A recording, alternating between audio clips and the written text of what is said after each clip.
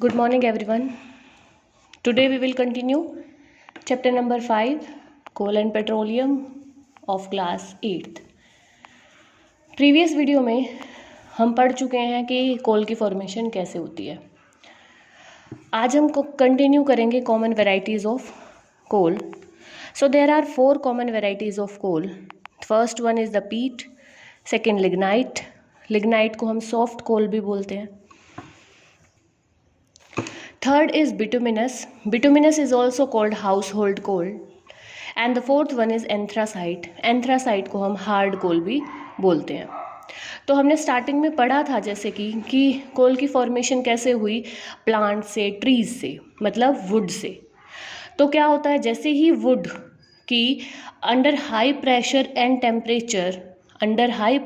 Temperature under the surface of earth, तो वो क्या करता है, वो सबसे पहले वुड किस में कन्वर्ट होती है, पीट में, पीट कोल के अंदर.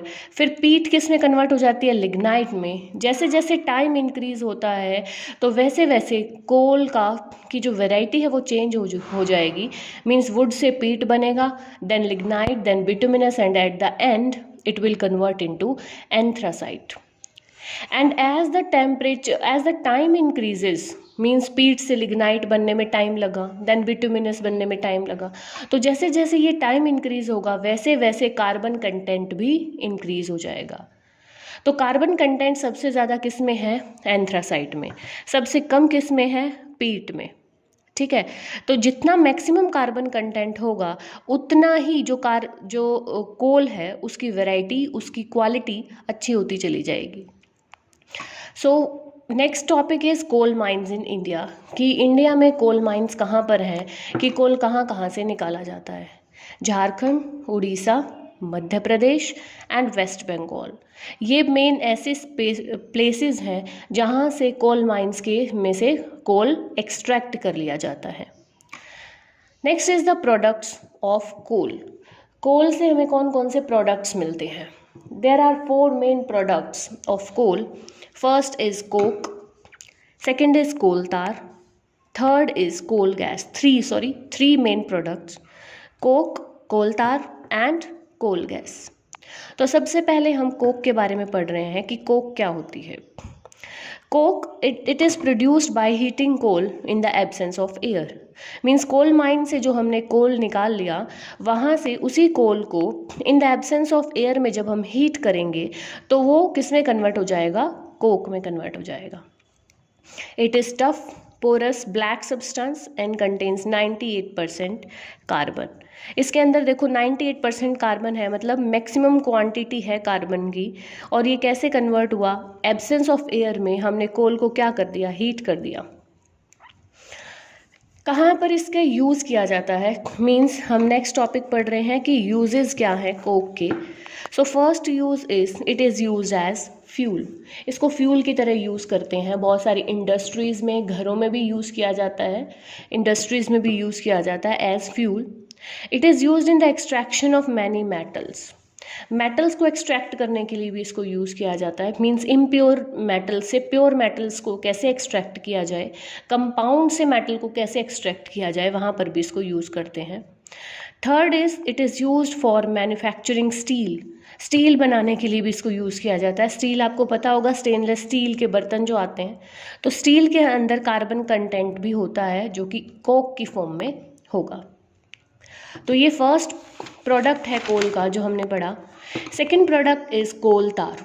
कोल तार क्या होता है, कोल तार आपने देखा होगा ना कि जब रोड बनाते हैं तो जिसको हम नॉर्मल लैंग्वेज में तार कोल बोलते हैं, ठीक है, चार कोल भी बोलते हैं, तार कोल भी बोलते हैं.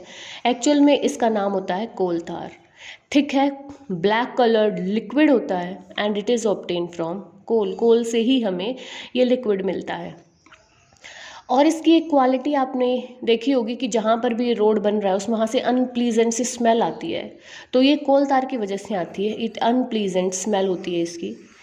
Maximum of more than 200 carbon compounds इसके अंदर प्रेजेंट होते हैं, मिक्सचर होता है इसका.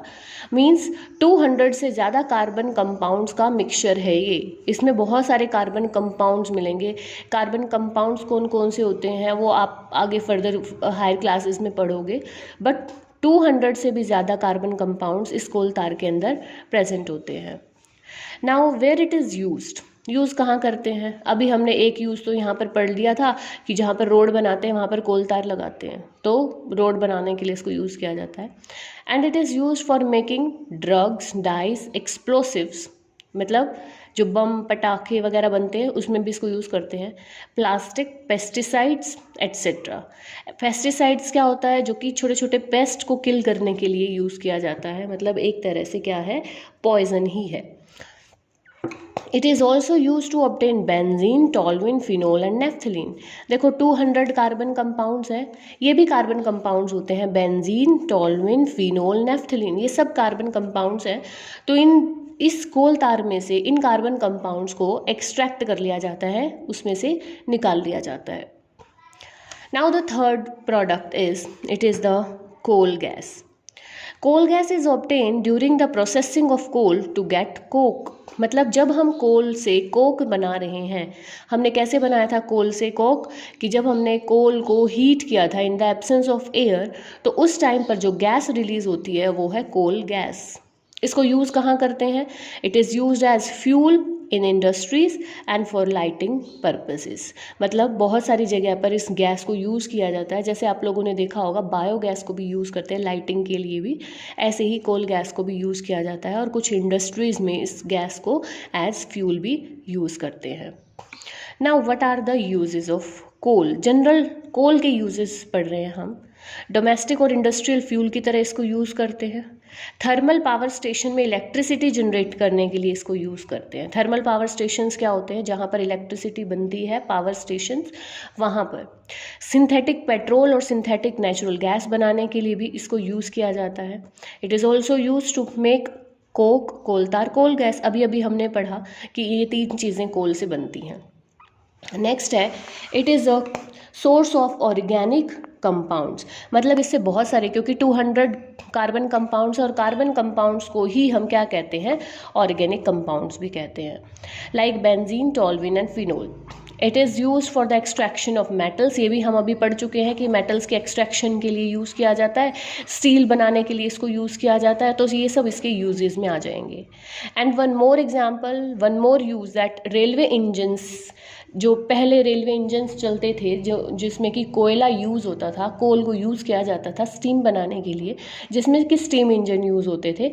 आजकल बहुत कम है, पहले इनको यूज़ किया जाता था। आजकल इलेक्ट्रिसिटी से ट्रेन्स चलती हैं, बट फिर भी जहाँ पर आज भी ये यूज़ हो रहे हैं, मीन्स रेलवे इंजन्स को चलाने के लिए, स्टीम प्रोड्यूस करने के लिए इनको यूज़ किया जाता है। तो ये सब हमने पढ़ा कि कोल के कितने प्रोडक्ट्स हैं और उनको कहाँ कहाँ हम यूज़ कर सकते हैं। ठीक है, नेक्स्ट वीडियो में हम पेट्रोलियम स्टार्ट करेंगे, क्योंकि चैप्टर का नाम है कोल एंड पेट्रोलियम।